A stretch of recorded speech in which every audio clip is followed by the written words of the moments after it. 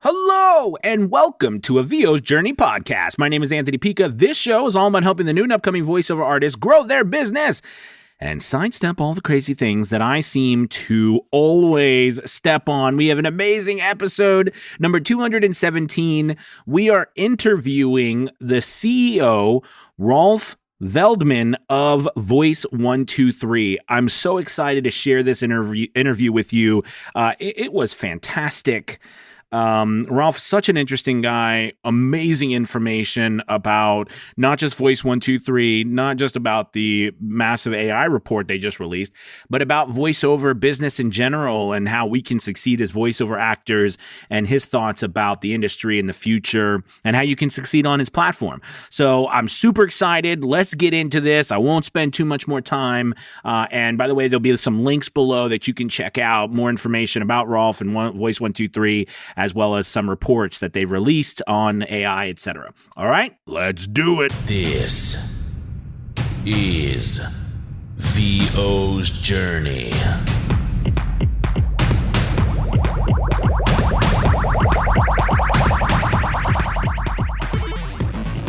With your host, the incomparable Anthony Pica.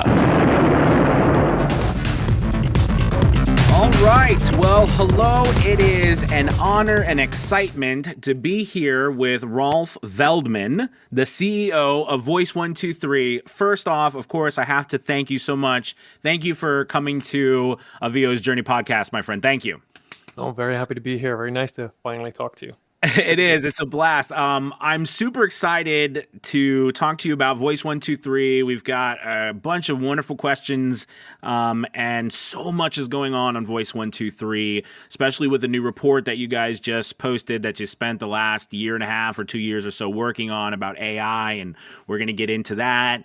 But I want to start off by really just asking you, hey, how did you get started in the voiceover industry and then, become the CEO of Voice123? Yeah, no, so like we were just talking right before this interview, we're relatively similar timeframes. So I was actually trained as an historian back in the Netherlands, where I'm from, which I'm trying to hide my accent a bit, but you can hear the S flowing through. Oh, you're doing a good job. Yeah. Okay. So I'm from the Netherlands. I studied history there, and I worked for local government and was deeply unhappy with the job that I was doing. I was able to save some money, and with my then girlfriend and now wife, I quit my job. We moved to Latin America to travel around for a bit. I arrived in Colombia, where out of pure happenstance, I met the founder of Voice123. So I knew one person in Colombia who introduced me to one person in Colombia, and that's how we got there. Wow. And after a couple of months, we decided to do a couple of projects together. Over time, that grew in a very professional relationship. And then all the way in 2018, after I've been sort of trained for the job, they moved me to the CEO position of Voice123 to take the company to the next step. And that's what I've been doing for the last 3 years. So, wow, that's incredible. So, did you have any, what did you think about voiceover? I mean, did you have anything with voiceover, or do you? Well, by 2018, I knew a lot about it. But when I Right. when I first met them in 2015, I knew nothing. I think as most people who look at the voiceover industry, because and it's only something I realized in the last couple of, I think maybe even months, that the voiceover industry only exists technically for voice actors. Everybody outside who works with voice actors doesn't really know what the voiceover industry is, and then try to learn more about it and what is it and how does it work, and there's all these special rules. So it took me a while to get to know it and learn about it. But yeah. You're right. That is actually such a good point, because so many of the people who are running businesses, right? They're business people, and they're and it is quite different than necessarily being a voice actor. You're so true. That is actually very accurate. I still talk to people. Say, hey, what do you do? And I say, hey, I'm a voice actor. They're like, well, what's that? I mean, people don't, there's still people really don't even know about it, because it is really a small sect, a very small sect of, even though voice actors are everywhere. And hear it all the time. And it's a super fast growing part of the world as well. So everything that is video is also voice, right? So by definition, absolutely, considering video is growing so much, the voice is growing so much. But most stereotypes, and mine were the same. Okay, voice acting means that you do movies. Right. But everybody knows that voice acting is not movies and commercials. The bulk of the work happens in that whole meaty middle section where there's a lot of voiceover content being created. So just trying to understand that, trying to understand how to do pricing, try to understand the type of people that work in people buying voiceover work and people trying to sell their voiceover work. So it was a steep learning curve, but I enjoyed it Yeah. a lot. That's Yeah. awesome. What drew you to Voice123? I mean, like, what was it about Voice123 that you kind of fell in love with? So my I think a big part of the story that was sold to me back then, which I think is still a big part of the founding story, is that they were trying to be different than everybody else in the industry. So the founding story is that Tanya and Alex, who Tanya was a voice actress, Alex was an engineer. Tanya was fed up with all these people in the middle trying to take a piece of whatever she was creatively creating. So they created a platform that turned into like a marketplace where you as a creative professional can contact directly the client, and there's no people in the middle taking a piece, taking a piece, taking a piece, taking a piece. That whole approach to just not just voiceover work, but like freelance work in general, where you put people in the center and not all these middlemen. That drew me the most. The transparency, the openness, and the kind of activistic side to it is what excited me the most. Yeah, and I mean, and now with what's happening in the world, I mean, it's come full circle, right, to this point now where we are living this. And I know that Yeah.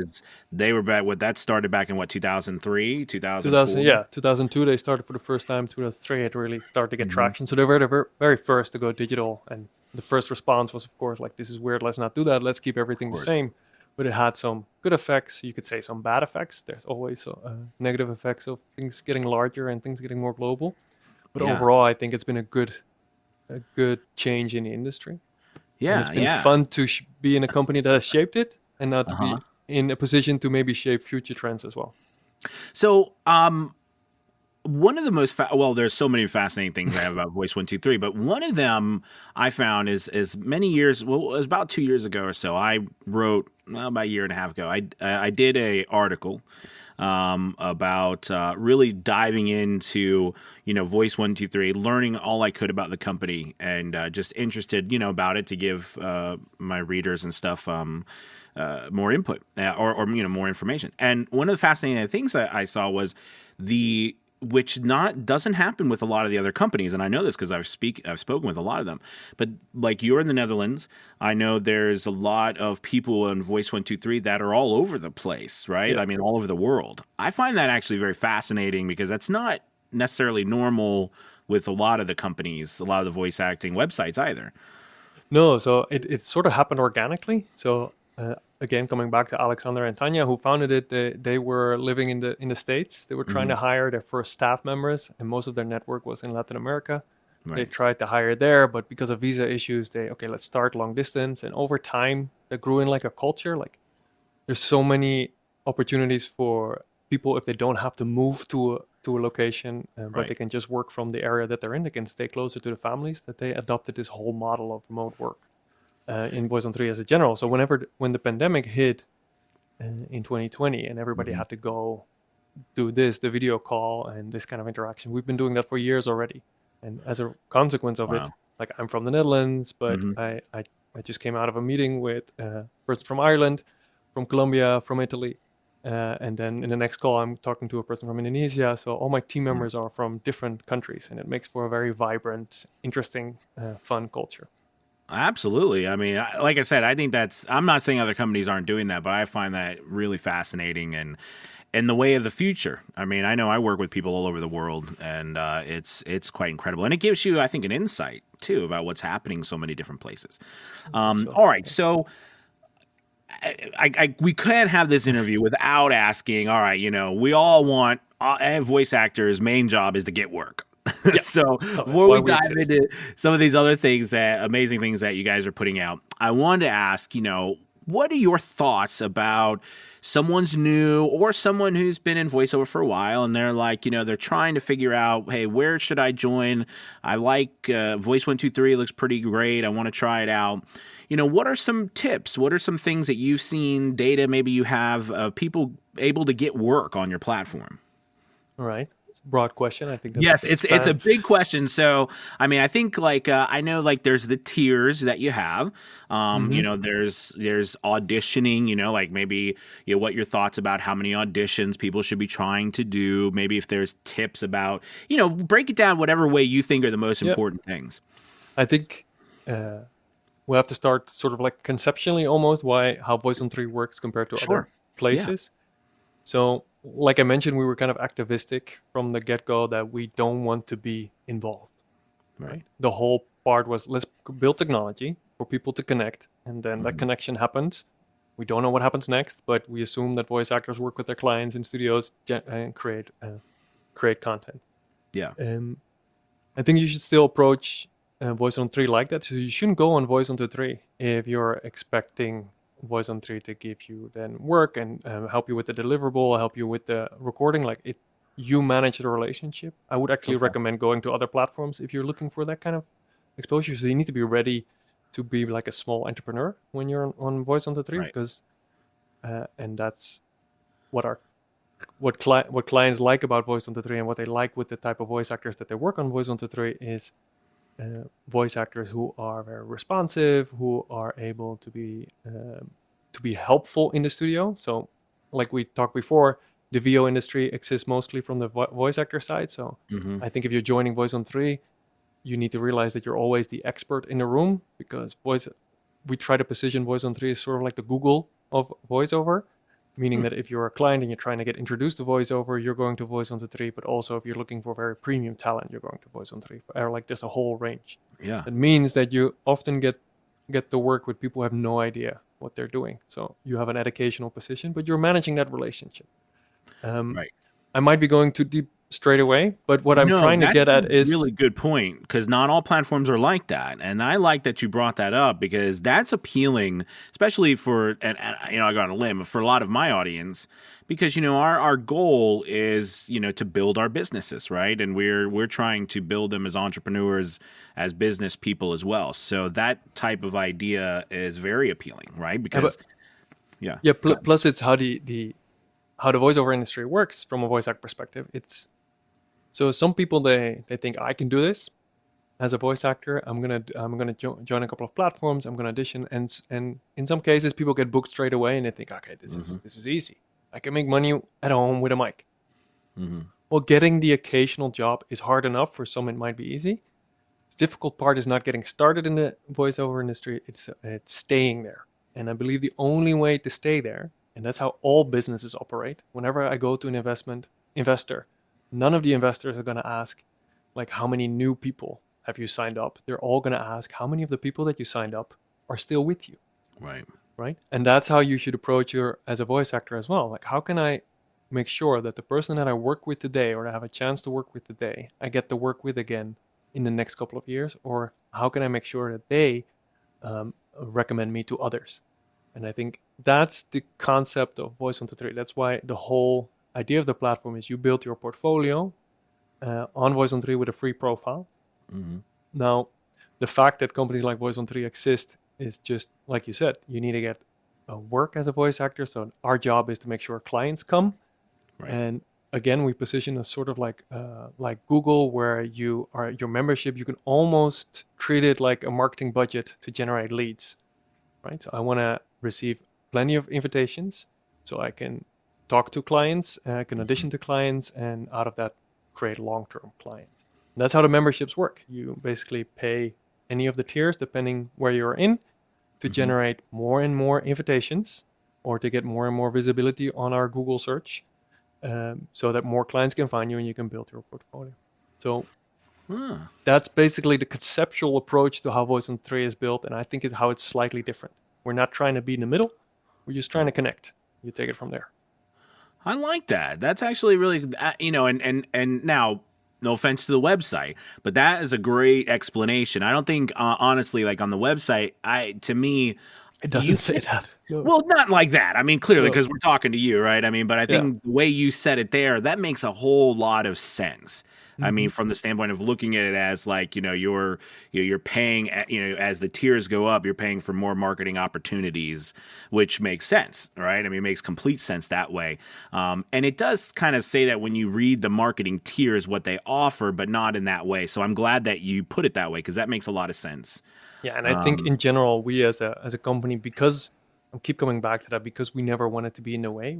It's always been, at least when I tried to learn about Voice123 outside looking in, I didn't really understand who they were in the first place and then what they were about, because we've always tried to be in the background facilitating. And I think in the last couple of years, we realized, okay, we have our duty is a bit bigger. We need to first better explain what Voice123 is in the first place, but then also we have something to offer. Like most clients, like we have the biggest client database in the world, meaning most of the voice buyers are on Voice123. There's a lot of insights, right? So whenever there's a trend changing in the industry, we should tell our voice actors so they can learn from it. We should share more information about what's happening in this network of voiceover. And Right. that's something that we're trying to change in the last couple of years. That's why we have these new initiatives. That's why we're building these Right. reports to make sure that the industry that we're in, that we're no longer just a facilitator. We need to be more active and more educational, more of a player there. We need to share with our audience what's happening. And I think so. Our role is slightly changing, but fundamentally, the platform stays the same. You, the voice actor, are the person with the power. No, I love that. And with that being said, I wonder, do you all, well, like any company, you're going to have data, but like, is there a, just like nitty gritty stuff? So like someone comes on the website, they pay for, let's just say they pay for the entry tier, and they're starting to get opportunities, and they start to audition. Do you find that, because being an actor my whole life, and then of course getting a voice actor like we talked about, auditioning is how you get work. It's a part of how you get work. So do you find any certain amount, like people are more successful if they do this amount of auditions on a daily basis? Do you guys keep any of that information, or do you anything that you're like, hey, these are the people that are doing really big work and they do this? Do you know what I mean? Yeah. So that's a good question, and we should go deeper into that, because we have so many people on our platform that we use technology to make sure that people get invitations and other people maybe get invitations later or not at all. And Okay. basically what Voice123 is, that if you are trying to book a voice actor via an audition system, you want to get very relevant auditions, right? So they're basically the clients, they use Voice123 to make sure that we send them the right voice actor who are the most capable for the work. So having that in mind, we've built a system to make sure that if, let's say you audition to a job that you think it's unlikely, it's not really in my wheelhouse, I'm going to do it anyway. Well, it's good for the experience on your own to do the recording and to test that.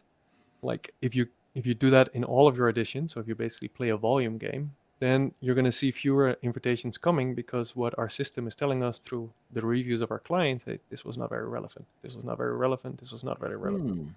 So we want you to be picky. Interesting. Okay. That's a good piece of information, Yeah. because some platforms, it's, because the idea generally, and it's always been my idea, right? The more you got to get a lot out there, because, you don't know in the end what people are searching for. So but that's something different. So, because I agree. And I think, so we're now having a conversation about auditioning and basically traditional casting, right? You could say we're a marketplace. Technically, we're like casting technology. That's what Voice123 is. Okay. I think it's slightly changing the way that part of the VO industry works. We have two ways to get work on Voice123. One is to audition, and the other one is to have a very relevant profile. And basically a client goes to your profile, listens to samples, listen to a playlist that you've made, and they book you based on that. So your profile is like your business card. Our vision of the future is that the industry will shift more towards that last part, and less towards the very traditional audition approach. And so what we changed in the last couple of years is that everybody can upload unlimited audio to Voice123 on your profile. You can create as many relevant samples as there are, because this is how our client base is using the search. What they do is, most people don't know what they need, right? There's a couple of super well educated voice clients that already know I need this type of person, and that's what they need to do. This is the kind of equipment that they need. Like, we don't necessarily have to help them. They figure it out. Right. Most people come to Voice123 and they type in Morgan Freeman, right? Right. And still the most searched for term when it comes to voiceover. And we publish like what are the most popular keywords. Crazy. Yeah. It's because people, they try to find a reference. They don't know necessarily what conversational means. Like that's a very terminology driven, like a voiceover thing to say, okay, this needs to be very conversational. It needs to sound like me, is what a person would sort of type towards. Yeah. What we realized, this is what happening. They search for, let's say, Morgan Freeman, and then we showcase the profiles that have a sample that has the word Morgan Freeman in there somewhere. They listen to the first 2 seconds. Yes, no, yes, no, yes, no, yes, no. So 2 to 5 seconds. I like it. I go to the profile, and that's where I maybe look at a demo, maybe research some more. So how we're trying to position Voice123 is that whatever kind of work you do, make sure you have it in sample size. If you've done auditions, turn them into samples, upload them to your playlist. Make sure you put keywords in them, similar to how people would get SEO training to work on Google. We basically adopted that model. Make sure that your samples are relevant, and that's how people will find you, and then they contact you directly. I think more and more it will go towards that kind of mechanism. I love that's why we have the 2 systems. No, I think that's fantastic. And because the demo, it's so vital to have. We all know in the past and even today, right? Our demos are the calling card. It's the basis of our work. However, because of 2 seconds, that's true. And because of speed of everything, a sample tells someone all they need to know just like that. So making sure that you have a wide range there in short form, I think is very smart. And that's good to know. Thank you for saying that. It came actually from that idea. So it's the traditionally what you need to do as you start your voiceover career, you need to get a demo. Right? Mm-hmm. That's what everybody will say to you. Mostly demos, you create demos to get an agent, not to get a client or to get booked. Because especially if they use, and that's, I'm talking from a very platform, like from a Voice123 ecosystem, right? So I know it's not true in all places, but where let's say the future of VO is there, is that when people search for, let's say I need a fun conversational voice, and then you get a demo, and somewhere in the middle of that demo is where they recognize that piece. They're never going to get to that, right? Right. So the instant search term needs to be connected to the instant audio file. So that's why we don't use the word demo per se on Voice123. We use playlist because they are more easy to understand for people that are new to the industry. And most people who work in the voiceover industry are new to the industry. Yes, most people are just a marketeer that needed to build a next commercial, like a 5-second commercial for their company, and they Googled voiceover and they came to a platform, and now they're talking to a person. And that person says, well, I have a rate list with usage and with all these different components, and this is how it works. And in that process, they get educated. But it starts with, I have to build this commercial. And it used to be you call your local agency, you go into Yellow Pages, but now you just Google voiceover. Yeah, absolutely. Yeah. I wanted to ask you, because you just, that point you made up about the volume idea maybe on Voice123 is not the best idea based on clients being able to give feedback. Can you speak just a little bit more about that? Because I think that is extremely important for voice actors, because they could be wondering, hey, why am I not getting as many auditions? What's happening? And that's a really important point. I think knowing a platform like Voice123, what you're talking about is paramount, is vital. Yeah, so, and we actually have a fundamental flaw in our system that we don't give that kind of feedback to the voice actor, which is something that we're working on right now to make sure that the kind of feedback that the client gives, and the feedback is very simple: yes, no, or like, no, like. This is what is useful for my project, and this is not. We're going to give that back to the voice actor so they can see, okay, hey, all these jobs about, let's say, more animated work or more corporate VO or more commercial work, that's really resonating. And this part is not. So we're going to give that feedback, but essentially that's how it works. As a client, you get let's say 20 auditions, and you indicate which one you think is a match and which one is not by giving them a like, and that counts. So we then take a year's worth of information, And then we compare all the voice actors. Well, person Anthony submitted 100 proposals, got 1 or 2 likes, and then Rolf submitted 200 proposals and also got 1 or 2 likes. Well, then Anthony is favored a bit more than Rolf. Gotcha. Right. So that's how we're comparing, and that's how we're using the information. So if you're doing like a shotgun strategy, go for everything.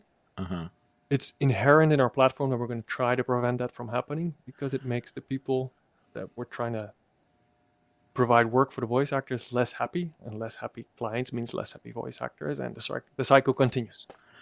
No, I got you. That's great. So I guess that actually helps transition to the next thing, and maybe this is why you did it, was the booth, or what you guys have created. Because I was going to say, the logical question for me then to ask you is, as a voice actor trying to figure this out, how then do I know what people are searching for? Where do what I should put down as in my voice? So then, of course, the idea of, well, education. We've got to educate people on what there should be, what people are looking for, and how they can match. So I'm not sure if that's what the booth is, but can you talk a little bit about that? Because I think that's a really cool thing that you guys have created. Yeah.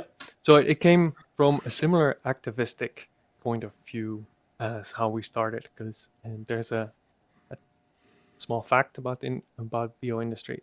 People who are getting started as an actor spend, and this is a wide range, spend between $2,000 and $25,000 in their first year just on getting educated. It's not on hardware.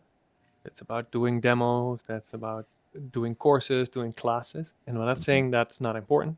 It's important to get educated on all different realms, but it shouldn't be that costly. So what we try to do with the booth is, I'm never going to be a coach, right? I don't have the knowledge for that. What I have is, I have the knowledge how clients, and we call them clients in Voice123, what they search for, what they need when they're looking for a voice actor.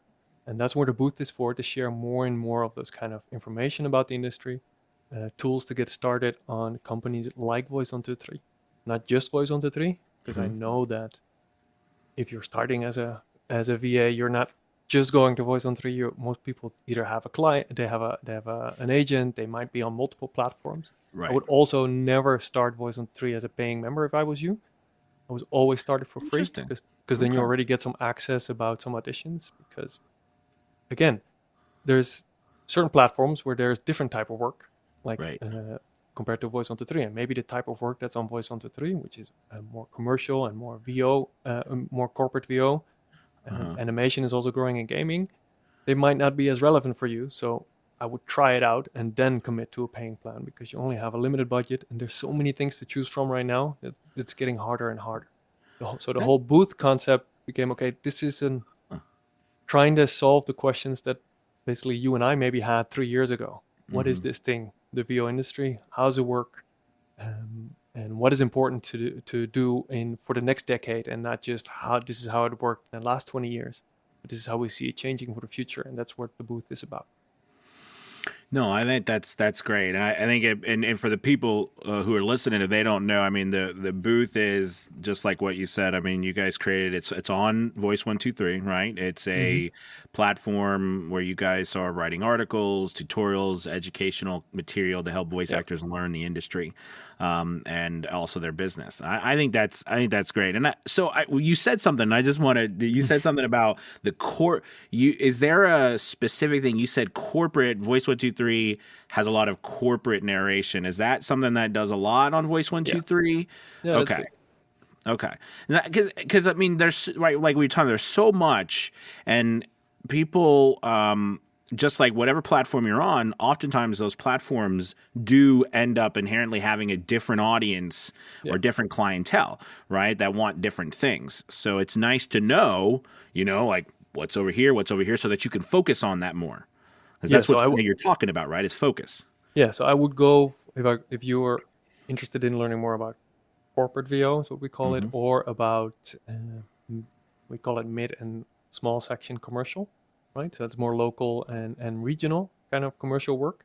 That's happening on Voice123. The biggest next to growing items are animation, and like and web. Of course, everything web is big, but I keep that under commercial. For me, web is small and mid commercial.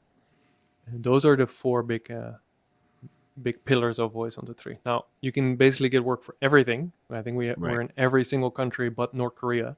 Okay. So there's a wide net, but if you're, so if those are your focus points, try Voice123. But I also know that some of the work that happens on us doesn't happen anywhere else, and vice versa. One interesting research point. I know I keep sounding like a data guy here. No, I'm an historian. I don't know how things have changed so much, but when I hear myself talk, I'm sort of disappointed. But let's. What I did a research here, and right at the beginning, and we realized that let's say if you're trying to look for a voice actor, what happens is most likely you have the same project live on 3 or 4 platforms, and you have 2 agents. I think that's the most annoying part in how the industry works, is that a lot of people who buy voiceover, they sort of hedge. Okay, let's post one on Bodalgo, let's post one on Voice123, let's do one on Fiverr and talk to 2 agents, and whoever is best, whoever is fastest wins. And specifically the fastest one is becoming more and more important. There's clients that say that 3 things are important. Easy to work with, and that basically means that you're available and that you're able to talk to people and explain how voiceover works. And the other part is the quality. And I don't mean the performance or the acting part. It's more that your audio quality needs to be pristine. That I don't want to have any questions about that. That's the minimum requirement that they have. And the turnaround time. Like, how fast can you deliver this? And because my deadline is always yesterday. Blame Amazon.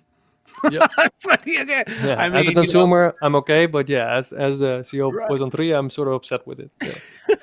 No, but that is, so those to me too are, because I'm always looking at how, to figure out, what the client actually wants. And those 3 points, that's invaluable because there are people who don't know that or don't want to, at least, do that. Yeah. So that's really awesome, man. But I think that people should take that not just on Voice123, but in the way that they conduct their business. I assume that most people work from, let's say, an email account where they do most of their communication, right? So the problem with home studios and with global industry is that you always have to be online. Yes. But what I learned is that you don't necessarily have to always be online. You have to always be responsive. So a simple thing as saying, so a job comes in at 8 and I stop working at 7, but at that moment there's an automatic reply saying, hey, I come back online in 3 hours. I get it. That's when I'm available. I'll reply to you then. Just setting that expectation is the difference between maybe losing a client or winning a client. I don't think you have to be online all the time. You just have to be clear in what you can bring, what you can offer, and what your expectations are. So little hacks have impact. I'm going to put you on the spot. Does Voice123 have an automatic responder? Because no other site does.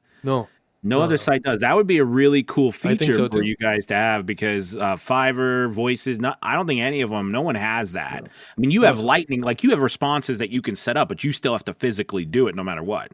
Yeah, but imagine if you could say offline, online, and when you're offline, you could just say, hey, anything urgent, contact me here. Not urgent, I reply tomorrow morning. I do know some of them you can say offline, but I don't think there's responses set up. No, but so if you have that responses to it, that would be great. So those are the kind of things that in Voice123 ecosystem is what we're thinking about as functionalities for our users, because they help both sides. No, you're so right about speed. I learned that early on, even back when even though it's not like we were talking, it's not been too long, but back when I first started in 2017, I learned, I'll never forget, I had gotten someone messaged me for a job and said, hey, we're looking for someone. And I'll be like, great. Or they messaged me. I got the message. I replied 15 minutes later. And when I replied, they said, sorry, we already found someone else. Like in 15 minutes. And, now that's not necessarily, the norm, but it is. I mean, that was back in 2017. There are, that is a part of what we have to deal with. And you can either ignore it or embrace it and figure out ways to, excel at it. So I think that would be a really cool thing, whoever adds that. Yep, but even when you build your own website, right? So most people Mm-hmm. start with either WordPress or let's say Wix. They build their own first personal website. Mm-hmm. There's all these free tools that you can add to it. One is a pop-up that looks like a chat, right? Yeah. And that's free. Just adding that where people have the feeling they can talk to you directly is going to give you one or two clients that you otherwise would not have gotten. So I feel that if you're looking at voiceover from I am the owner of this business, which is my voiceover business, then you start to looking at those kind of customer service almost solutions that you're bringing to the table. And I think that's not something that comes natural to most, but you can. No, That's something that we you want can to do in learn the that. booth. Like these are things that are important right now because it's not how the industry used to work. You have people doing that for you. No, absolutely. I this is just, and you might not have this number, but I'm just wondering this. In platforms in general, do you have an idea or just a generalization of what you think the platforms now control when it comes, not control, but have a piece of the pie of the Yeah. voiceover industry? Do you have an idea what you think? So in house, we look at we call it offline and online. And offline doesn't mean it's all without computers, but it's more Right. traditional local networks and agencies. And for us, that's offline, and online are like marketplaces like ourselves. Right. And I think the offline, based on our research, the offline space is still bigger than the online place. Hmm. And we're just looking at North America and Western Europe in this case. Um, Wow, there's a and lot. That means that's a ton of growth left. If we're that's so true. small. Like we're the biggest in the industry, and we're so small. So I Wow. think Voice123 has maybe of the total voiceover work, I think we might have about what, 4 or 5% at best. Wow. And where I would say that we're one of the two biggest ones in the industry. So there's all this space for, and it makes it hard for a voice actor because I did the research a couple of months ago where I thought, okay, how many marketplaces are there? I'm just going to spend an Right. hour looking for them. I found about, I think about 200. Yeah. Yeah. Yeah. And that's just marketplaces, right? And then Mm-hmm. you have all these agencies and you have all these different ways of getting voiceover work. So there's a huge Yeah. market, and it's very unclear. Which imagine if you're going into it as a first timer, you have Yeah. no idea where to start. And then people Right. start maybe Exactly. with Voice on the three too soon, and they think that doesn't work, or they go to Voices, or they go with an agent, and they get constantly disappointed. So, And which it is why also these ends up, podcasts are so right. important that you're doing Oh, right now. well, Yeah, thank you. And thank you for that. And it's also too where they end up, like yeah, what group they just happen to come across, yeah. especially even like on Facebook or something, whatever, like whoever because usually the first things you hear, they kind of become ingrained, and that's what you base a lot of your stuff Hmm. off of. Most people do. And, if you get into a group that is anti this or pro that, it could shape your whole belief system without having any a second opinion. So Yeah. I totally agree, which does lead to this next part, which I'm really excited to talk to you because, there is a battle. There's been a battle going on in the voiceover industry, right, with platforms, with online and offline for a long time. And there really hasn't been any, at least in my opinion, headway made, not much between the two sides. But to me, I think it has the potential to bridge a massive gap in the voiceover industry right now, because there is, no matter what anyone says, I think there is a gap between people who, like you said, the offline and the online. I love the way you put that. That's actually really, really good. That AI, to me, has a way to keep people at a certain price point, but then allowing people to still help people at a lesser price point with AI. This is my own thought process, but whether that is or what it is, I want to talk about this incredible report that you guys posted. And I know, and I love it too, because I know one of your core values is forward thinking, and that's what you've talked about a lot. But this report you just guys came out with, I'll shut up and let you talk about it. But tell us about it and what your thought behind it. And then I'm really interested about your thoughts about what you guys are going to do, because you left kind of like some bait there at the end. You're like, we plan on investing to bring this to our clients and voice actors. So I'm excited to hear about it. So go ahead, tell us about this report and just take it away. Okay. So I'm a historian, so I have to start a bit back. So Okay. when I joined the company, the first question I asked, like, and what are the opportunities and what are the threats to Voice123? And one of the threats and it was 2016 that we're talking about. One of the threats that we already talked about was that there's AI technology that's going to do synthetic voices, right? If that gets as good as humans are, then humans going to be replaced by AI, and therefore will Voice123 cease to exist? Because if there's no voice actor on Voice123, then Voice123 is not a business. Right. So that was the point of entry. So it was here straight away. Like, I need to keep my eye on this. And then when the years went by, we saw the technology getting better. More solutions that used synthetic voices work. Like, we see some of the bigger branded items. I think the Script is a company that is really in the open when it uses podcast editing tools with AI. There's the first AI that can cry. Those kind of branding moments happened. And what I realized, like, I feel like I'm in the dark. And so we as a team decided, whatever the future of the VO industry is going to be, we need to be part of the change, not responsive to the change. And we thought the way to do that was to bring it out in the open. So for the last year and a half, we tried to first contact as many of the companies trying to develop this. Then secondly, we tried to look for, if AI is going to impact the industry, what is it going to change? Is it going to change humans, or is it going to be a new category? Is it going to change existing categories? The only way we figured out we could do that is by having the people that buy voiceover tell us what they would use it for. So we ran an experiment where whenever you request auditions from a voice actor, you could also say, I would like to have an AI audition. What we then do is we add an AI voice audition to it. So we didn't take auditions away, we just added one to it. And after that, try to get from the client what they would use it for, what type of work they would use it for, what they would pay for it, if they think it's good enough. Because I think it's very clear to the trained eye, pardon my French, but AI sucks. Right. The quality is just not good enough. But most people in the industry don't have trained ears, I should say, don't have trained ears. Right. So we tried to test it with people that are new to the industry, if they could recognize it as AI or not. And out of that, like a year-long almost research, we compiled where we think AI is going to change the industry, what is coming next for the voice actors and the client. So a very obvious one is that IVRs is the very likely one to get changed by AI. Right. I was afraid, starting this project, that a lot of the work that we offer on Voice123, which is like lower end commercial work, is a big volume, and then a lot of the VO corporate stuff, I thought that would be affected as well. Turns out that's not necessarily the case.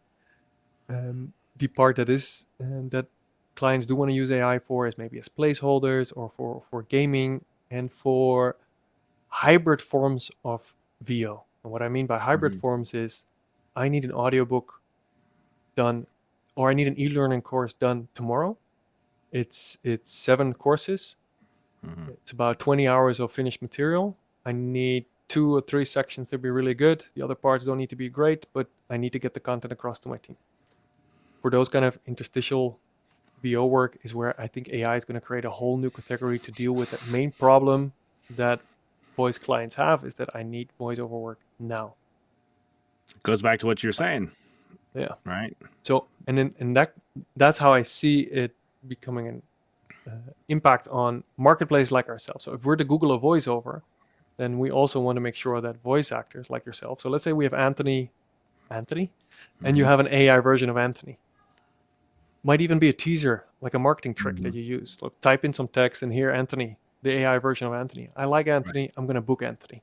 So I think that's how it's going to change slightly the audition process, right? It used to be, I'm going to have a script, I'm going to wait a couple of hours, and then I'm going to get that script in the voice of that person. That's actually where a lot of quality voice actors do the work, because that's where acting happens. Right. I can see for a big chunk of maybe not so broadcastable content, it's going to change. I want to have the teaser straight away. I want to know sort of what it sounds like, and then I talk to the real person. So I think that's how it's going to be hardly used by voice actors. And then, there's so many different applications. And what we want to do as Voice123 is make sure that as a voice actor, okay, these are ethical companies. These are not ethical companies. This is how you how you protect yourself when you build an AI version of your voice, and this is how you can license it, because it could be a great entry point to like passive income. And then from the other side, like how can we make your experience even better as a client getting introduced to voiceover by using AI solutions? So again, we just want to be the place where it happens, and Absolutely. then make sure that we give all the knowledge that we have, so everything that we try to share everything that we have in those reports and share it with the voice actors. Because if the majority of your work right now is done through either IVR or gaming, then okay, then maybe try to change it up, because in the next couple of years that might be impacted. So yeah, no, absolutely. So what are your thoughts for, all right, so you have a voice actor, and you're because I'm right there with you in the sense that I really do believe, progress, technology, I would rather go with it than just try to fight it, because there's more opportunities, I think. But what would you recommend, or your thoughts on a voice actor paying attention to what's happening? What can that, like, well, you just said one thing, right? Maybe those industries that you identified are probably the first to have some stiff competition, to start looking to go elsewhere. But what would you look for when it comes to, hey, you should pay attention to this because this might be a place where they're going to start, you can clone your voice. I mean, I've tried some of them just to try, and they still kind of suck. They do. But I mean, do you know what I'm saying though? Like, is there what should voice actors be paying attention to right now, and the limited capacity of what we could do? I mean, many of us we have to watch what's happening. There's nothing you can do about it. So I think a lot of voice actors now have the approach, whenever they see words like TTS or AI voice, they say, no, that's bad. Right. Well, AI is like what CEO type people like myself say to over beautify technology. Technology is pretty dumb. That artificial technology is also pretty dumb. It's what you put in, you get out. Which means that a lot of companies right now are paying a lot of money to voice actors to get just to train some of their models. And not saying they're going to duplicate your voice, but I just want to see whatever, let's say Anthony records an hour, can I create it? Can I recreate it really well? And with every new iteration, they need a new recording of you, and they need a new recording and a new recording and a new recording. So, don't know if I should be saying this, but I think in the next, what the weird dynamic that's happening right now is that voice actors are getting paid a lot to record text-to-speech voices. I already know that in 2 years or 3 years from now, it's going to be the other way around. You're going to pay to get an AI voice as a voice actor. I would be very opportunistic right now.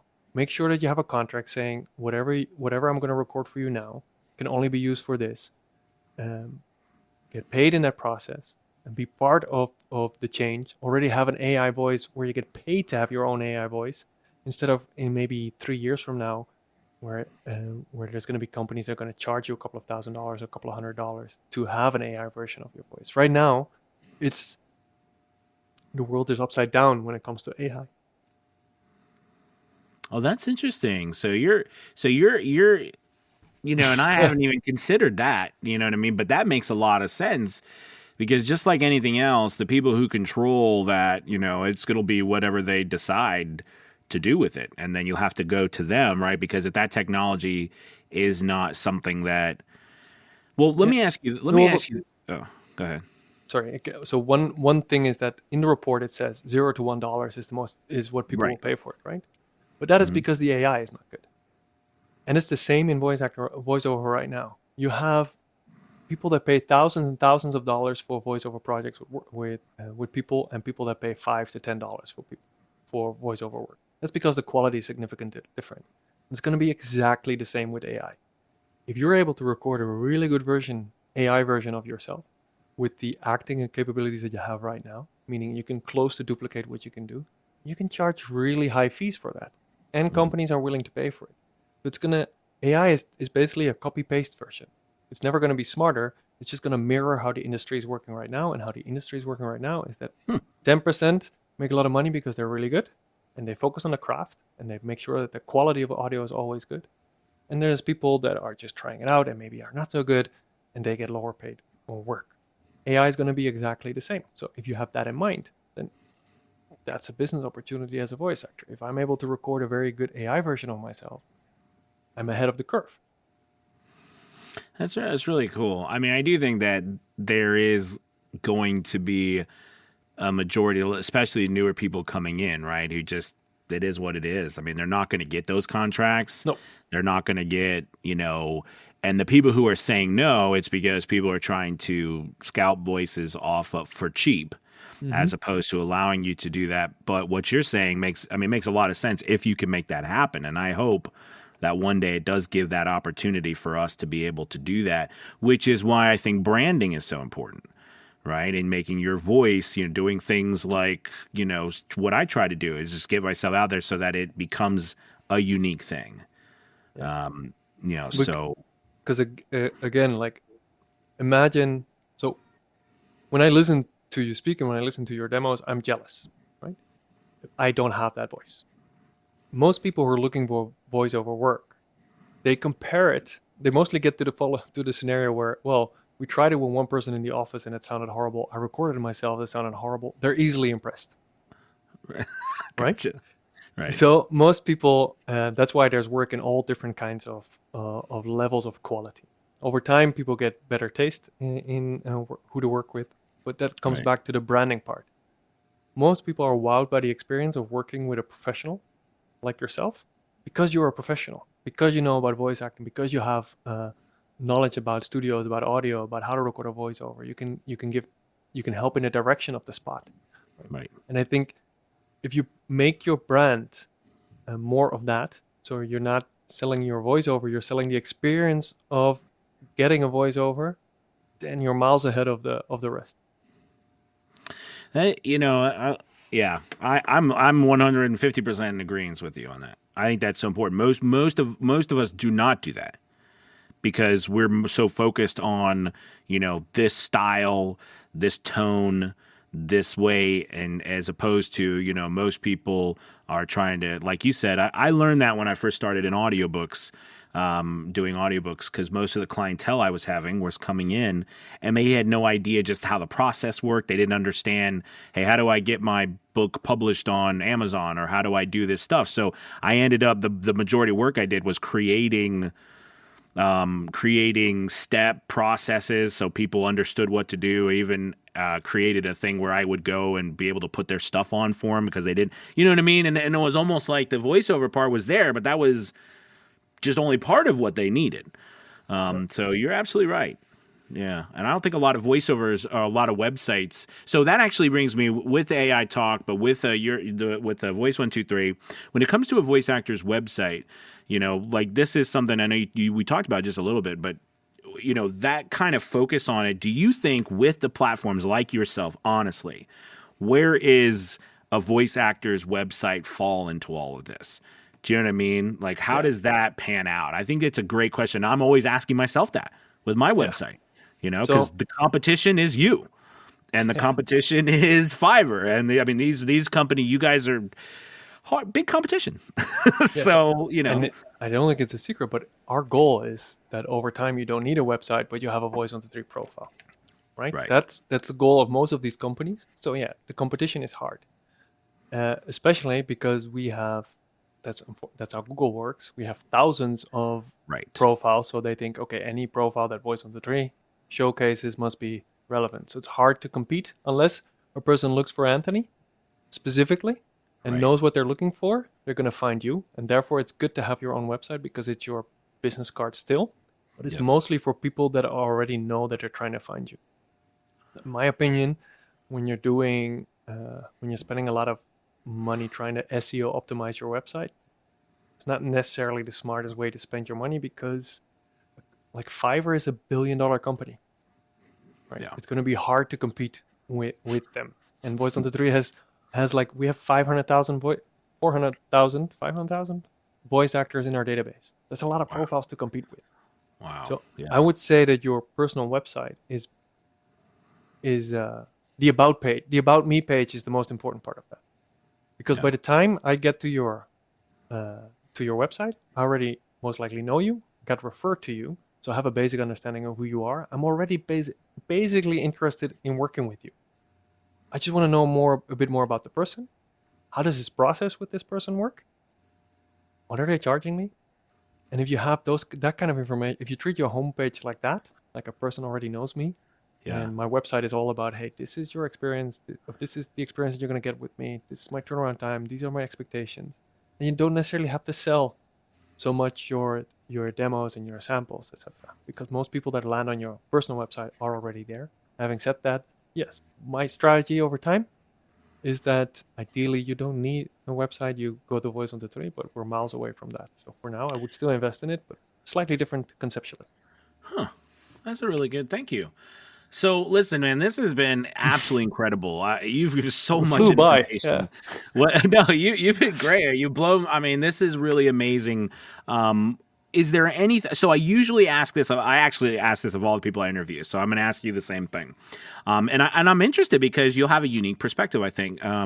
So I always ask, let's say that, there is a person, for whatever reason, you decided that you were going to take someone, a voice actor from scratch, they're brand new, all right? And you wanted to take them under your wing and you're going to show them how to, make money in this industry. Besides the recording aspect, all that, stuff is done on their own, like, the quality of their work and stuff. What would you recommend that person do starting from scratch to build their business? It's a great question. I want to come up with a slightly different approach. Please, yeah. I'm going to do the same. And every new team member in Voice123 has to go in our customer support team for a couple of days. I have to know what it's like to talk to people, to interact with people that are in the voiceover industry. But purely fundamentally, customer service might be the most underestimated aspect of being in the voiceover industry. If I would be your coach, I would say you can only graduate to be a full-time voice actor if you've mastered the art of customer service. So get an extra job in that sense. Go in a company where you can be a customer success agent or a success officer to get some skills that are fundamental to succeed as a voiceover in a big industry. Do you have a couple? That's awesome. Do you have a couple skills right off the bat that you'd just be like, hey, you need to be able to do this, you need to be able to do that? I'm poking at you here. No. So I think the hardest part is the person that is on the other side trying to book you has no idea how to put into words what they want. Right. Building a brief, I didn't even know what a brief was a couple of years ago, but building a brief is super hard because you have to put an idea into words. If you as an actor have the ability to summarize and to summarize in such a way that you can guide it to a better creative process, the art of the summary is going to help you get so much more work because they're going to value you and think you're an expert. So if you're talking to me, trying to ask the right question to really understand what do I need, the ability to summarize that back makes you look, and you are, but makes you look like the expert that you are, going to get you a lot of recommendations. Those kind of communicational skills are so important in building relationships with people. Can you give me a brief example of a brief, like what you mean by a brief? So, but in this case, a brief is I have this 30-second spot. Needs to be very happy. Mm-hmm. It's for this company. My boss wants me to sell X amount of plans. I run a tech company and X amount of plans. It needs to cater to the right audience. The audience is about 30 to 50 years old. What do I do?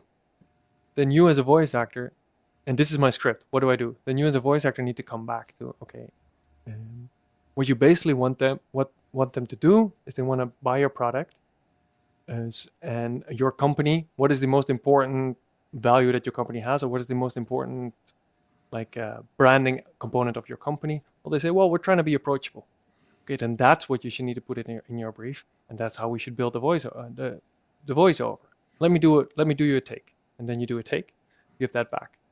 I know it's a bit clumsy because I'm not often in the studio, but I'm seeing those interactions between voice actors and the voice actors that are able to get out of the minds from the clients what they actually want are the ones that are succeeding so well. They get referred so often. I think that's a very important skill. The art of the summary is crucial. No, I mean that's awesome. I see that so much too with people I coach. That's a challenge. It's a challenge because if you would ask the majority of voice actors, they would say what they bring is a voiceover, right? Not what you're saying, right? Not necessarily like a customer service experience. But if you take a step back, I think of certain things that I know you're in a different place, but we have. Everybody can think of a place that just specializes in customer service. Yeah. And the difference of that place, and usually those places are never not full. No. Because people want that feeling that you give a crap. Yeah, people don't buy experience. People don't buy products, they buy experiences. I love that, man. And getting a voiceover is an experience. And for most people, it's an experience they happen like once a year. They want it to be great. So it's your job to make it great. Man, listen, thank you so much for your time. It's been a real pleasure speaking with you, and I'm so excited to share this with everybody listening. So at this point, if you don't know Voice123, you do now, but you probably already do. Is there anything that you want to leave the listeners with? I know this report. Where can they get this report that you guys launched? Yeah, one of the reasons that we want to really promote the booth, because it's one of those educational materials where we share these kind of industry insights. So go to the booth. Yeah. If you Google Voice123 and the booth, you're going to get there because, like you said, we're big enough for Google to index us. So go there. I'll put a link in the description, of course, of this as well. Thanks. Okay. And my recommendation number one is don't start as a paying member on Voice123. Try it out for free. I really like that. I'm glad you said that because I wouldn't have thought of that because I'll be just open. Other platforms, you start for free on them. You don't really get anything. They don't allow you to do anything. So, that's... So we're going to try and get you to pay over time because we're a company. But you're going to get an insight of what type of work goes on Voice123. If you think it matches you, then you should do it. If not, keep looking around. There's plenty of opportunities to work. That's awesome. Thank you so much, my friend. I really appreciate the time. And man, I hope we get a chance to do this again. I would like that. Fascinating guy. I really appreciate it. All right. Thank you. And I will talk to you soon. All right. Bye-bye. Thanks. All right. Well, thank you all so much for listening. I had an absolute blast speaking with Rolf, and I know that this podcast will be definitely one of the best ones that we've done when it comes to real good information about what's happening and what, is possible out there for us voice actors. So thank you guys. As always, check out the information below and some of the links. And I can't wait for you guys to listen to this and till we speak again next time. All right. Have a good one. Peace.